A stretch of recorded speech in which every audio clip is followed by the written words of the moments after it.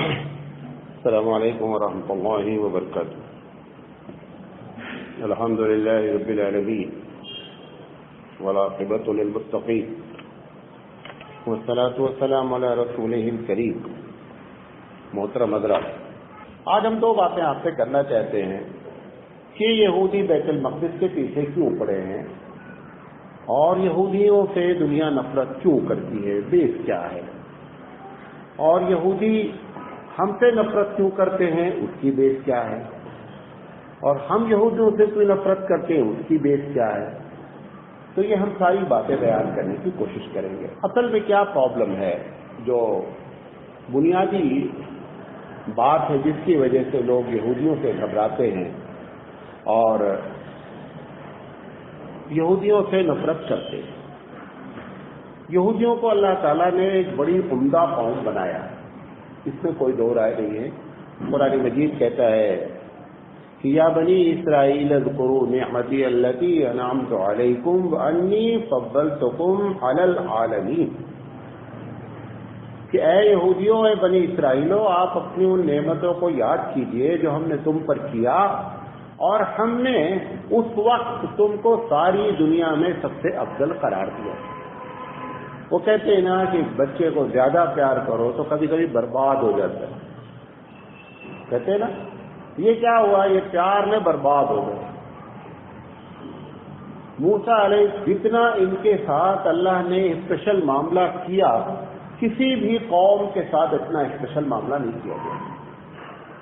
کیوں؟ کیونکہ اس وقت اس سے پہلے کی قوموں کے مقابلے میں یہ اچھے لوگ، نعمت جیسے جیسے ملتی گئی ویسے شکر اللہ کا ادا کرنے کے بجائے بربادی اور بربادی در بربادی کرنے لگے. تو ایک بات تو ان کی یہ کہانی ہے جس کو قرآن مجید نے ایک طرف یہ بھی ذکر کیا کہ میں نے تم کو سارے جہاں پر فضیلت بخشی، اور دوسری طرف یہ بھی بتایا کہ تم نے یہ برائیاں تمہارے اندر آئی. آپ اندازہ کریں کہ حضرت موسیٰ علیہ السلام اولو العزم پیغمبر ہیں، 5 بڑے رسولوں میں ان کا ایک نام ہے. وہ ابھی موجود ہیں اور ان لوگوں نے بچڑے کی پوجا ان کی موجودگی میں شروع کیا، جس کو یہودی بھی مانتے ہیں، توریت میں بھی لکھا ہے اور ہمارے قرآن کریم میں بھی لکھا ہوا ہے.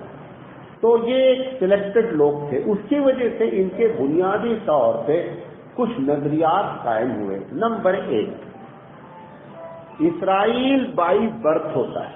کوئی بھی اسرائیل بننا چاہے، کوئی بھی یہودی بننا چاہے، آپ بولیں کہ میں آپ کے دھرم کو قبول کرنا چاہتا ہوں، وہ کہتے ہیں ہمارے پاس کوئی سیٹ خالی نہیں.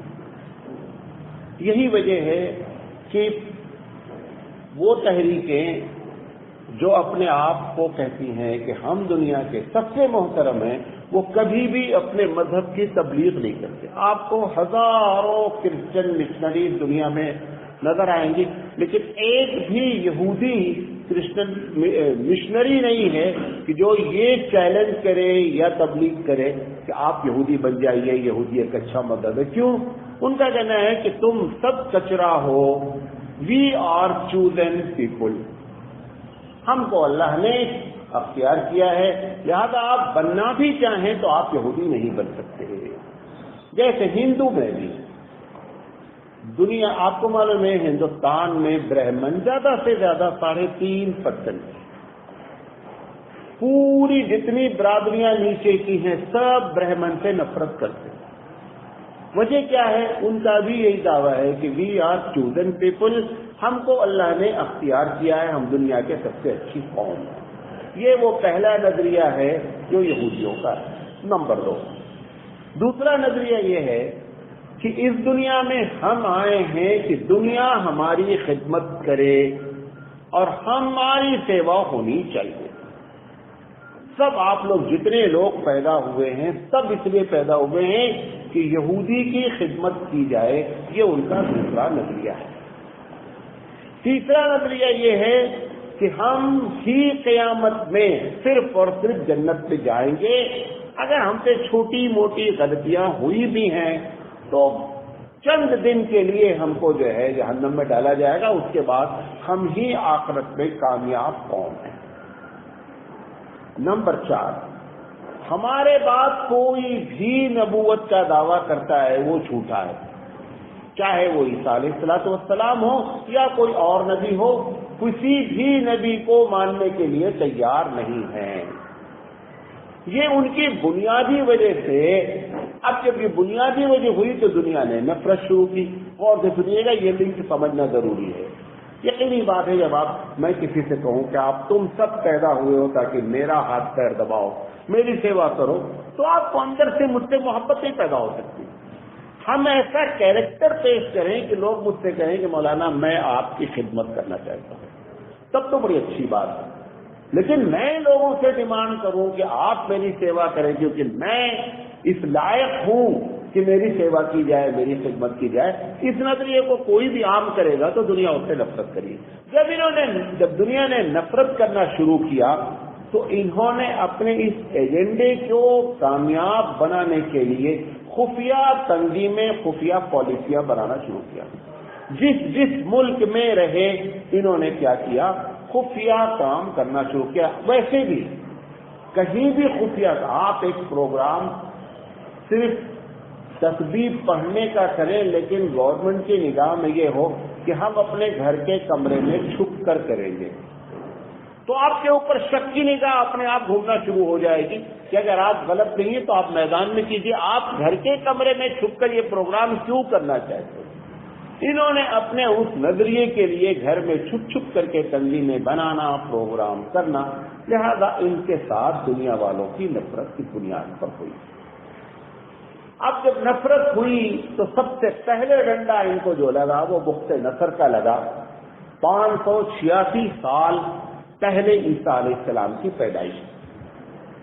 اس وقت یہ بات نوٹ کریں، یہ بہت کم اسکالر یہ بات کہتے ہیں، اس بات کو آپ نوٹ کریں، لوگ سمجھتے ہیں کہ جب بخت نصر نے شام پر حملہ کیا تو یہودیوں کی حکومت یہاں قائم تھی، یہودی آباد تھے، حکومت نہیں تھی ان کی۔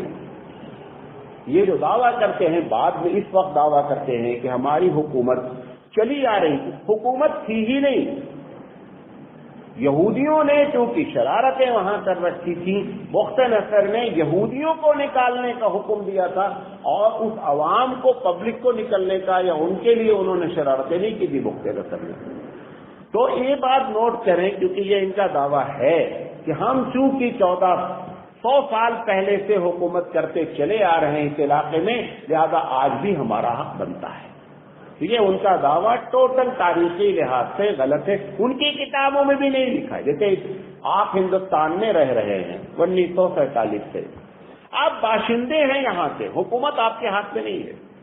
ایسے ہزاروں ملک ہیں جہاں پر مسلم باشندے ہیں لیکن حکومت نہیں ہے، بلکہ بہت سے انبیاء، اکثر انبیاء بلکہ یہ کہہ لیجئے کہ اپنے ملک میں بادشاہ کے تحت رہے اور بادشاہ نہیں رہے، باشندے رہے۔ ابراہیم علیہ السلام اپنے دور میں حکومت نہیں قائم کر سکے۔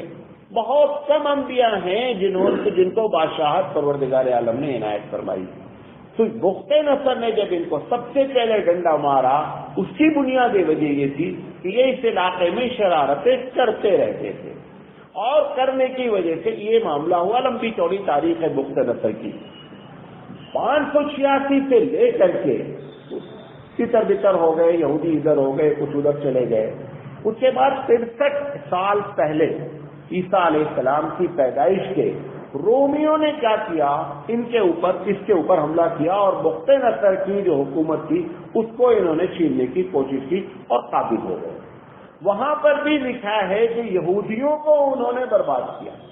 سوال یہ پورا علاقہ عرب بھی ہے، یہاں پر جو عربی بولنے والے ہیں، بھلے ان کا مذہب اس وقت ابھی اسلام آیا ہی نہیں ہے، لیکن عرب عیسائی بھی ہیں، عرب کافر بھی ہیں، عرب دوسرے لوگ بھی ہیں، تو ایسا نہیں کہ ان کا کوئی قبضہ تھا۔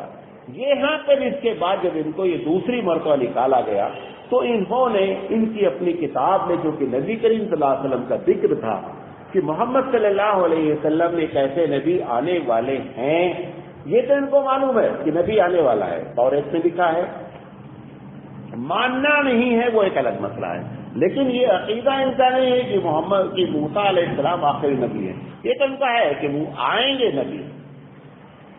محمد صلی اللہ علیہ وسلم کی آمد کی اطلاع ان کی کتابوں میں تھی، لہذا ان کو جب اسرے رومیوں نے نکالا تو ان کا ایک بڑا مرکز کہاں قائم ہوا؟ مدینے میں قائم ہوا، اس امید پر، حالانکہ مدینہ سنگلاخ علاقہ ہے، ریگستانی علاقہ ہے، یہ اس جگہ کے رہنے والے ہیں جہاں ہریالی ہوتی ہے، یہ وہاں سے نکلے تھے تو ان کو چاہیے تھا اپنے قریب کے علاقے میں کہیں آباد ہو جائے، کیونکہ تو لگتا نہیں تھا دنیا میں اس وقت ویزے کی پرابلم۔ یہ ہریالی چھوڑ کر کے ریگستان اس توقع پر گئے کہ محمد صلی اللہ علیہ وسلم کی آمد اس علاقے میں ہونے والی ہے، ہماری توریت میں اس کا ذکر ہے، اور ان کے ساتھ سپورٹ کر کے اور ہم کیا کریں گے؟ بیت المقدس پر قبضہ کر لیں گے۔ اس نیت سے یہ وہاں گئے۔ اب وہاں جانے کے بعد ان کی جو پوری کہانی تھی وہ ایک وجہ سے الٹ گئی۔ وہ کہانی کیا تھی؟ ان کا ماننا تھا کہ جو بھی نبی آئے وہ اسحاق علیہ السلام کے خاندان سے آئے، حبیب مصطفیٰ کو پروردگار عالم نے اسماعیل علیہ السلام کے خاندان سے پیدا کیا۔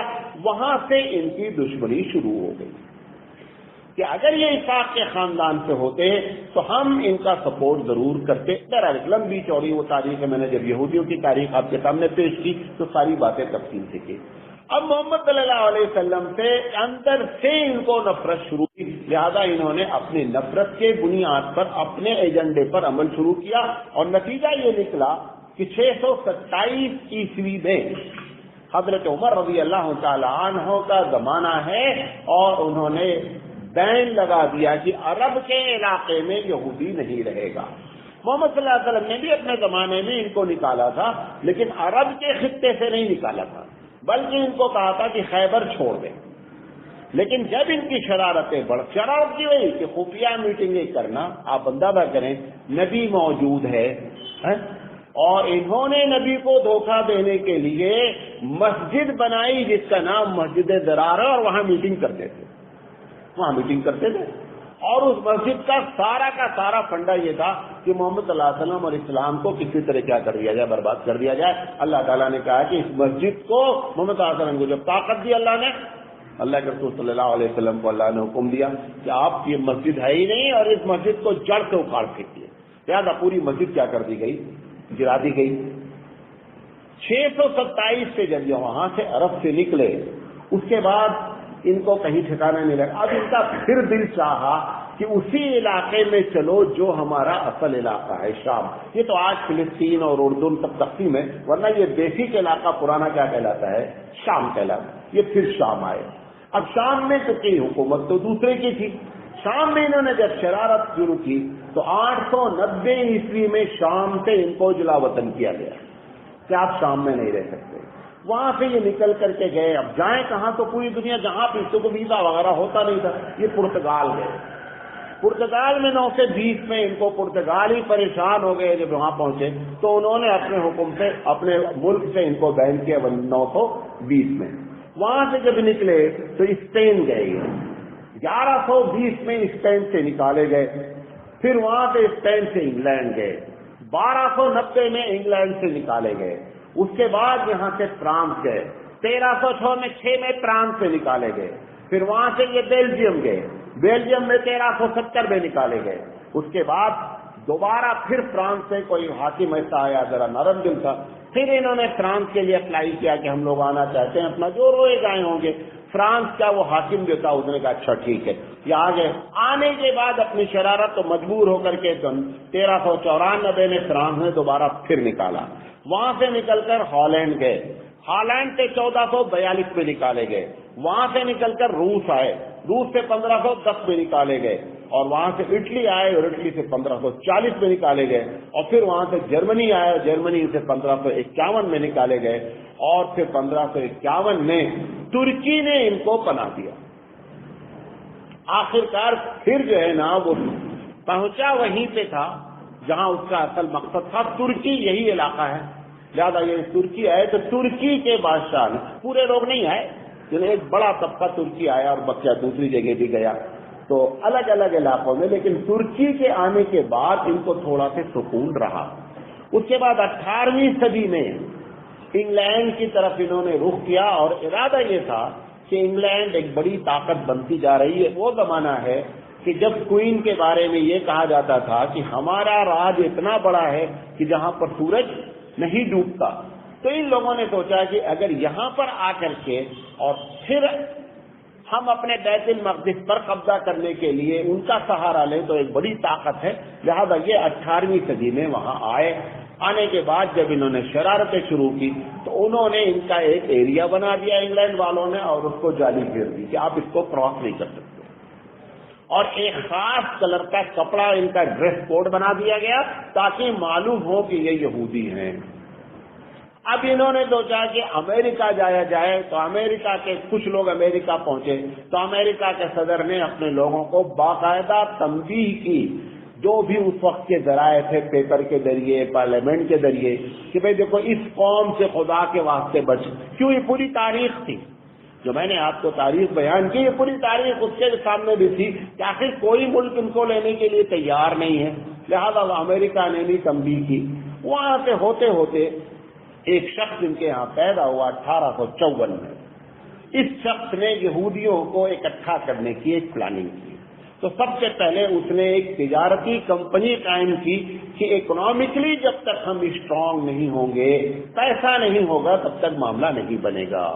یہ بات ہے 1854 کی، گویا 1854 ان کے لیے بہت ہی متبرک سال رہا کہ جب یہ بندے نے ایک باقاعدہ کمپنی بنائی۔ اس کے بعد 1876 میں ایک سوسائٹی قائم کی گئی، اور 1896 میں انہوں نے ایک میگزین نکالنا شروع کیا۔ اس میگزین کے ذریعے اپنے نظریے کو انہوں نے یہودیوں میں عام کرنا شروع کیا کہ ہمارا اصل ہوم لینڈ کون ہے، وہ یروشلم ہے، جہاں پر کی مسجد اقصی قائم ہے۔ یہ اسی کا پرچار جو ہے، جیسے شیعہ ہوتے نا، شیعہ کا پورا مذہب آخر میں جا کر کے اگر آپ بات کریں، کبھی بھی ان کا مقدم نہ روزے پہ بات کرتا، نہ نماز پہ، نہ حج پہ، کچھ ایک ہی ٹاپک ہے، کون؟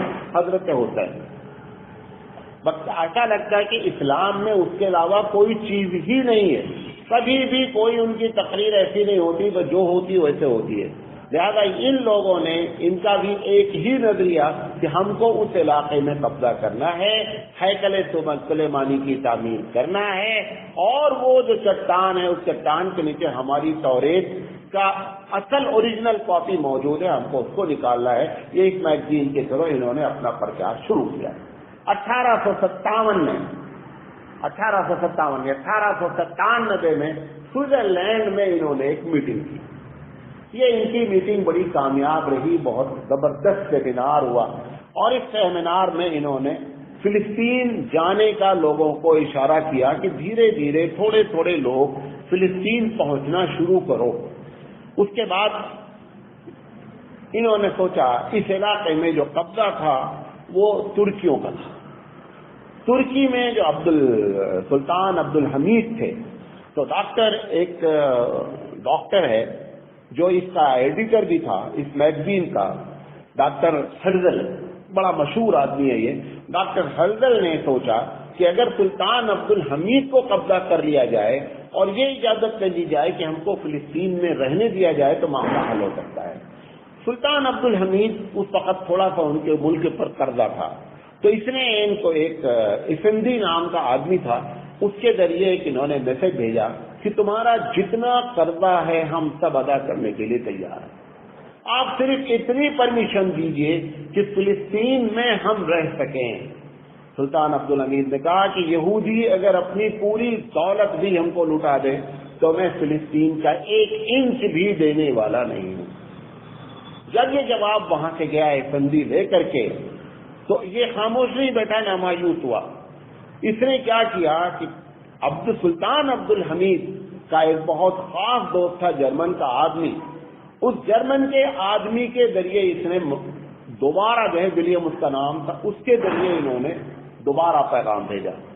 جب عبد الحمید کے پاس چونکہ بڑی دوستی تھی تو باتوں میں آئے، بات ہوئی، رہے 2-4 دن۔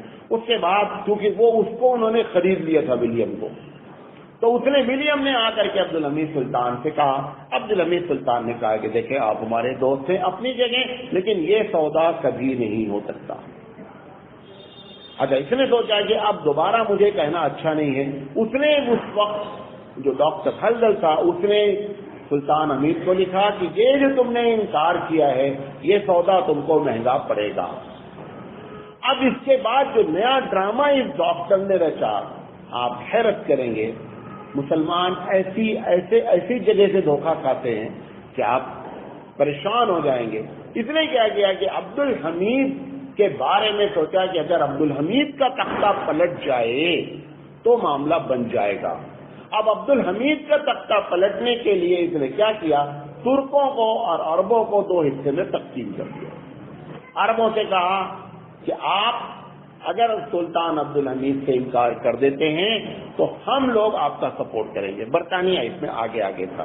بہرحال اسی درمیان میں 1902 کی بات ہے کہ سلطان عبد الحمید کا تختہ پلٹ گیا، اور پلٹنے کے بعد جو لوگ اس میں آئے، منسٹری جن کی آئی، مشتاق پاشا غالباً اس کا نام ہے، پاشا فیملی کا تھا، یہ مشتاق پاشا جب آیا تو اس نے کیا کیا، جب منسٹری بنائی آپ کو حیرت ہوگی، وہی سندھی جو لیٹر لے کر آیا تھا اور یہودی تھا اس کو اس نے وزارت دی، منسٹر بنایا، اور فائنانس منسٹر بھی ایک یہودی بنایا گیا۔ اب جب یہودی فائنانس منسٹر بنے اور یہ بنے تو ان لوگوں نے کیا کیا، کچھ دن کے بعد یہ آرڈیننس پارلیمنٹ سے جاری کر دیا گیا کہ اگر یہودی فلسطین میں زمین خریدنا چاہیں تو خرید سکتے ہیں۔ یہ وہ سب سے خطرناک دن تھا جس دن یہ پارلیمنٹ میں بل پاس کیا گیا کہ ان کو، اب انہوں نے کیا کیا کہ دھیرے دھیرے زمین خریدنا شروع کیا۔ جس وقت یہ آرڈر پاس ہوا ہے اس وقت پوری ٹوٹل آبادی جو ہے شام کی، اس میں 5% ٹوٹل یہودی آباد تھے، بچہ کوئی یہودی نہیں۔ اب اس کے بعد پوری دنیا سے کھچ کر آج تک یہی ہو رہا ہے۔ مولانا مودودی علیہ الرحمٰن ہے تو ان کے جو کھچ کر آنے پر آپ کو معلوم ہے کہ جتنے بھی اس 50-60 سال کے اسکالرس ہیں جو غیر عالم ہیں، ان میں مولانا مودودی جتنی نظر یہودیت اور عیسائیت پر رکھتے کسی کی نظر نہیں۔ مولانا نے یہ بات لکھی کہ یہ جو گھچ کر آ رہے ہیں، امت مسلمہ کو مایوس ہونے کی کوئی ضرورت نہیں ہے۔ وہ جو حدیث ہے کہ ان کو جب چن کے مارا جائے گا تو یہ الگ الگ ہوں گے تو مارنا بہت بڑا مسئلہ ہو جائے گا، لہٰذا اللہ ان کو ایک جگہ اکٹھا کر رہا ہے تاکہ مارنا کیا ہو جائے، آسان ہو جائے۔ تو یہ اس وقت سے لے کر آج تک اسی شکل میں آتے جا رہے ہیں۔ بہرحال اس کے بعد 1917 میں اسی درمیان میں جب یہ ترک الگ ہو گئے، عرب الگ ہو گئے، عرب کو لالچی دی گئی، خاص کر جو مکہ کا گورنر تھا کہ اگر آپ ان سے بغاوت کرتے ہیں ترکیوں سے تو ہم آپ کو اپنا الگ ملک قرار دے دیں گے، حالانکہ بات میں اس نے کیا نہیں۔ اسی درمیان میں جب دو ٹکڑے الگ ہوئے تو عراق اور شام جو ہے وہ ان کے انڈر میں آ گئے برطانیہ کے۔ برطانیہ نے 1917 میں کیا کر دیا، اسرائیل کو، فلسطین کو یہودیوں کا ملک تسلیم کیا سب سے پہلے اس برطانیہ نے۔ اب برطانیہ نے جب تسلیم کیا، لیکن برطانیہ کے تسلیم کرنے سے پوری دنیا کا تسلیم کرنا نہیں ہوتا ہے، لیکن 1918 میں جب یہ معاملہ ہوا، جس وقت کی مسلم یہودی آبادی 55,000 تھی 1918 میں، 1948 تک یہ معاملہ ایسے ہی چلتا رہا اور 1948 میں یہ آبادی بڑھ کر کے 6,46,000 ہو گئی۔ جب 6,46,000 اس علاقے میں آبادی ہو گئی، اقوام متحدہ نے 1948 میں کیا کر دیا، فلسطین کو ایک علاقہ مان لیا اور فلسطین کی زمین کا 55% حصہ یہودیوں کو دے دیا اور 45% حصہ مسلمانوں کو، عربوں کو دیا، جبکہ عربوں کی آبادی اس وقت بھی زیادہ تھی لیکن اس کے باوجود زمین کم دی گئی، آبادی ان کی زیادہ تھی۔ اس کے بعد 1948 سے لے کر آج تک اس زمین پر ایک دن بھی سکون سے نہیں گزرا ہے۔ کتنے لوگ مارے گئے ہیں، کتنا خون خرابہ ہوا ہے، اس کا کوئی اندازہ نہیں ہے، لیکن اس کے باوجود بھی مسلمان قوم اپنے ماری جا رہی ہے، سامنے توپ چلتی ہے، گن چلتی ہے، ان کے پاس گلیل ہے بیچاروں کے پاس اور پتھر، لیکن آج تک اس پر سرنڈر نہیں ہوئے کہ ہم اس کو تسلیم کر لیں گے۔ یہ ایک بات آپ کو بتانا چاہتے تھے کہ ان کا جو اصل مقصد وہ مسجد اقصی پر قبضہ کرنا ہے۔ دوسری بات، آخری بات کہہ کر، اس وقت مسجد اقصی کی پوزیشن کیا ہے؟ آپ کے علم میں آنا چاہیے، ایک کیس ہوا تھا 1993 میں، اسرائیل کے سپریم کورٹ میں کیس گیا تھا۔ اسرائیل کی سپریم کورٹ نے آرڈیننس جو جاری کیا 1993 میں، اس میں اس نے یہ بات کہی کہ جس طریقے سے اسرائیل کا جتنا علاقہ ہے اس کے اندر مسجد اقصی بھی آتی ہے، لہذا مسجد اقصی کی زمین کا مالک بھی اسرائیل ہے۔ یہ جو سپریم کورٹ کا فیصلہ ہے، اس بنیاد پر جب چاہتے ہیں وہ تالا لگا دیتے ہیں اور جب چاہتے ہیں وہ کھول دیتے ہیں۔ جب تالا لگاتے ہیں، جیسے مثال کے طور پر ہمارے بھارت میں بھی ہوتا ہے کہ ایک آدمی کو انہوں نے کہا کہ صاحب امن کے اندر خطرہ ہے، لہذا ہم ان کو اریسٹ کر لیتے ہیں۔ گیلانی صاحب ہمیشہ اریسٹ ہوتے رہتے ہیں، ہر تیسرے دن نکلتے ہیں، دوسرے دن۔ کیوں؟ وہ ایک قانون ایسا ہے، ہر ملک میں ہوتا ہے کہ ہم کو جس سے بھی امن کا خطرہ ہوگا ہم اس کے خلاف پالیسی بنا لیں گے تاکہ امن برقرار رہے۔ اب ظالم بھی وہی، جج بھی وہی، سب کچھ وہی، ان کو یہ فیصلہ کرنا ہوتا ہے۔ لہذا مسجد اقصی کا جو علاقہ جس میں نماز، ٹوٹل علاقہ آپ کو کل بتایا تھا کہ 1,44,000 جو ہے وہ اسکوائر میٹر کا علاقہ مسجد اقصی کہلاتا ہے۔ اب اس میں انہوں نے کئی مرتبہ آمدنی کی، پورے علاقے میں اس جگہ پر آمدنی کرتے ہیں جہاں پر ان کو یہ ہے کہ ہم کو قبضہ کرنا ہے، وہ ہے وہ چٹان۔ لہذا حالات اس وقت یہ ہیں کہ یہ نماز پڑھنے جاتے ہیں، جمعہ میں نماز ہوتی ہے، مسلمان نماز پڑھتے ہیں، لیکن دوسرے بھی اگر جانا چاہیں تو کوئی منع نہیں کر سکتے، حتیٰ کہ اتنا تو ابھی نہیں ہوا ہے جہاں پر نماز پڑھی جاتی اس کے علاوہ جو پورا حرم کا علاقہ ہے، یہودی جوتوں سے سمیٹ جاتے ہیں، اپنے کتے لے کر کے جاتے ہیں، کتا ساتھ میں ٹہلتا رہتا ہے، یہ ساری کیفیت مسجد اقصی کے۔ تو مسجد اقصی جب آپ کہیں تو آپ کے دماغ میں صرف وہ گول گنبد آتا ہے۔ ہم مسجد اقصی کہنے کا مطلب یہ ہے کہ وہ پورا علاقہ مسجد اقصی کہلاتا ہے جو 1,44,000 مربع میٹر میں کہلاتا ہے۔ حالانکہ شروع میں یہ بات کہی گئی تھی کہ اس علاقے کو کیا کر دیا جائے، مسلمانوں کے قبضے میں دے دیا جائے، اور بقیہ اسرائیل کا جتنا علاقہ ہے وہ ڈسپیوٹ چل رہا ہے وہ الگ ہے، لیکن اس پر بات 1993 کے فیصلے نے سب کچھ ختم کر دیا۔ اب یہ بھی کس کے قبضے میں ہے؟ ان کے قبضے میں ہے۔ اوقاف کو اجازت دی گئی ہے کہ اوقاف جو ہے وہ چاہے تو اس کی دیکھ بھال کرے، مسجد کی مرمت ہے، جو کچھ بھی کرنا ہے وہ کرتے رہتے ہیں۔ مفلوج اوقاف ہے، جیسے ہندوستان کا بھی اوقاف مفلوج ہے۔ آپ کو معلوم ہے اربوں خربوں روپے کی جائیداد ایک ایک اسٹیٹ میں اوقاف کی ہے، اوقاف کچھ کر نہیں پاتا، پاور کچھ بھی نہیں اس کے پاس۔ اسی ہبلی شہر میں بے شمار اوقاف کی زمینیں ہیں جس پر لوگوں کا قبضہ ہے، اور اوقاف کے پاس طاقت کہیں ہے، حالانکہ اوقاف ایک ڈپارٹمنٹ کس کا ڈپارٹمنٹ ہے؟ سرکاری ڈپارٹمنٹ۔ ابھی کارپوریشن چاہتی ہے، آپ دیکھیں ابھی میں گیا تھا ایک شہر یہاں کوپل، بہت سے شہروں میں روڈ بننا ہوتی ہے، انہوں نے نوٹس دے دیا، اور اگر وہ گورنمنٹ زمین پر بنی ہوئی ہے گرانے کا پیسہ بھی گورنمنٹ چارج کرتی، معلوم آپ کو؟ پہلے تو نوٹس دے دیا آپ گرا لیجیے، اگر آپ نے نہیں گرایا اور ان کے بلڈوزر نے گرایا تو گرانے کا بھی بلڈوزر کا جو گھنٹے کا چارج ہے وہ آپ کو اپنی زمین پر قبضہ ناجائز کیا ہے، لہذا وہ خرچہ دینا پڑتا ہے۔ تو گورنمنٹ اوقاف مفلوج ڈپارٹمنٹ، ایسے ہی وہاں پر بھی اوقاف مفلوج ڈپارٹمنٹ ہے۔ اس کو اختیار، اگر وہ کہتی ہے کہ مجھے مسجد کے اندر کچھ مرمت کرانی ہے تو اس کو اختیار نہیں ہے، جب تک کورٹ سے وہ لا کر کے پرمیشن نہیں لے گی وہ کلر تک نہیں کرا سکتی۔ اس حالت میں اس وقت مسجد اقصی ہے، مسجد اقصی صلاح الدین ایوبی کا انتظار کر رہی ہے، کوئی صلاح الدین ایوبی پیدا ہو تو اس کے بعد مسئلے کا حل ہوگا۔ دعائیں بہت لوگ کرتے ہیں، بے شمار دعائیں ہوتی ہیں، 1967 سے دعائیں ہو رہی ہیں، بیت اللہ کا غلاف پکڑ کے دعائیں ہو رہی ہیں۔ تھوڑے سے یہودی پوری دنیا کو اپنے چنگل میں لیے ہوئے ہیں، کسی کی دعا قبول نہیں ہو رہی ہے۔ وجہ کیا ہے؟ وجہ علامہ اقبال کا شعر ہے کہ محمد سے وفا نے تو ہم تیرے ہیں، یہ جہاں چیز ہے کیا لوہو قلم تیرے۔ یاسر عرفات بیچ میں رہا، 50 سال تک ڈرامہ کھیلتا رہا، مسلمانوں کو بیوقوف بناتا رہا، ڈرامہ کرتا رہا، سر کے اوپر ایک چڑیا بیٹھایا رہتا تھا، ہمیشہ دیکھا اس کی فوٹو، پوری زندگی اس نے مسلمانوں کے ساتھ ایسے دھوکہ دے کر کے پورا کام خراب کیا۔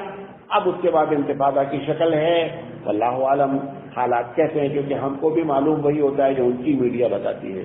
کیوں مسلمانوں کے پاس ابھی ٹی وی ہی جائز نہیں ہے، میڈیا کا تو ایک بہت بڑا مسئلہ ہے، لہٰذا ان کی میڈیا اگر سچ بولے تو بھی آپ یس کہیں گے، جھوٹ بولے تو بھی یس کہیں گے۔ آپ کے پاس نہ میڈیا ہے، پوری دنیا کی 67% میڈیا، 67% میڈیا انڈر یوز ہے، یوز کے انڈر میں۔ جتنی ملٹی نیشنل کمپنیاں ہیں، یہ آپ کی جتنی بھی ہیں، آپ کے سافٹ ڈرنک سے لے کر کے نیچے تک، اس میں تقریباً 72% یہودی اس کے مالک ہیں۔ آپ ایک پیپسی بھی پیتے ہیں تو یہودی کو فائدہ جاتا ہے، ایسا نہیں ہے۔ لہذا مسلمان کو چاہیے رسول اکرم سے وفاداری کریں۔ ابھی دیکھا واٹس ایپ سے ایک صاحب نے SMS بھیجا، ہبلی کے کوئی عالم ہے، پڑھ رہے ہیں کہیں، وہ کہہ رہے ہیں میں چیلنج کرتا ہوں کہ اہل حدیث کا کوئی بھی عمل جو ہے وہ ایسا نہیں ہے جس میں وہ تقلید نہ کرتے۔ مجھے بھیجا تو میں نے ان کو فون کر کے پوچھا کہ بابو ہم کو کیوں بھیجا ہے؟ طالب علم ہے، اب دیکھیے کیوں یہ پڑھایا جا رہا ہے وہاں، یہ جو مدارس ہیں یہ سب سے پہلے صحیح رول ادا کرنا چاہیے مدارس۔ یہ جو ہم نے چکر چلا رکھا ہے، ہم کو اپنے اکابرین کو یاد کرنا چاہیے۔ شیخ الہند رحمۃ اللہ علیہ، آپ کو معلوم ہے کہ آزادی کے ہیرو ہیں۔ شیخ الہند رحمۃ اللہ علیہ نے اپنے آخری دور میں کہا تھا کہ میں نے پوری زندگی مسلک کو صحیح ثابت کرنے میں لگایا، حالانکہ قیامت میں اللہ تعالیٰ مجھ سے ہی نہیں پوچھے گا، مجھ سے جو پوچھا جائے گا وہ پوچھا جائے گا یہ جو میں نے کتاب نازل کی تھی اس کا تم نے معاملہ کس طریقے سے کیا۔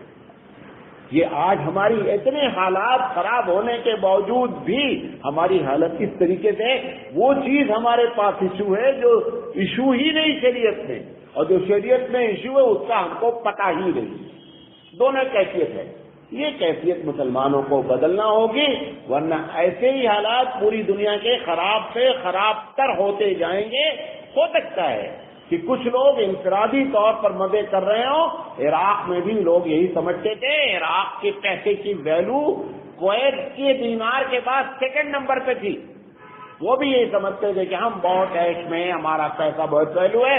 جب حالات خراب ہوئے نا تو چوراہے پہ آ گئے بڑے بڑے کروڑ پتی، جو 4 تکیا لگا کے سوتے تھے وہ اینٹا لگا کے سونا پڑا۔ حالات ایسے خراب ہوتے ہیں، اس سے پہلے ابھی بھی وقت ہے کہ مسلمان، مسئلے کا حل کیا ہے؟ دعوت۔ آپ کو بتائیں مسئلے کا حل دعوت ہے۔ آپ دعوت سے جڑیں اور دعوت کے ہر پہلو پر نظر رکھیں، سامنے کتنا بھی ہو جائے، کتنی بھی دنیا مخالف ہے، کتنا بھی ہندوستان میں آپ سمجھتے ہیں حالات اچھے نہیں ہیں، جب آپ بہت مایوس ہوتے ہیں تو پروردگار عالم آپ کو گلوکوز چڑھا دیتا ہے۔ ابھی بہار کے الیکشن سے پہلے تک مسلمانوں کا مورال کا ڈگری ایک دم ڈاؤن تھا، حالات اتنے اندر سے خراب تھے، جو لوگ سمجھنے والے ہیں وہ سمجھ رہے تھے کہ اگر کہیں بی جے پی جیت جائے گی تو کیا بنے گا۔ اللہ نے ایسے موقع پر بھی آپ کی مدد کی کہ آپ کا مورال ہائی رہے، آپ مایوسی کے بہار میں جانے کے بجائے دعوت کے کام میں لگے۔ دعوت سب کو دیں اور اچھے انداز میں دیں، ناممکن ہے کہ ان کے دل آپ کے لیے نہیں پگھل جائیں، لیکن بابو دعوت کب دو گے؟ پہلے خود اپنے آپ کو سنبھال لو۔ جس چیز کی دعوت دے رہے ہو وہ مطلوب ہی نہیں ہے، اللہ کی جانب سے اس کی ڈیمانڈ ہی نہیں ہے۔ بقول شیخ الہند رحمۃ اللہ علیہ کے کہ اگر امام شافعی کا مسلک غلط بھی ہے تو بھی مجتہد ہے تو بھی ایک ثواب ملنا ہے۔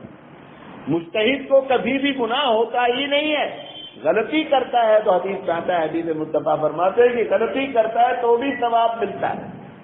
جس کے پیچھے آپ لگے، جن کو ایشو بنائے ہوئے، ایشو ہی نہیں ہے۔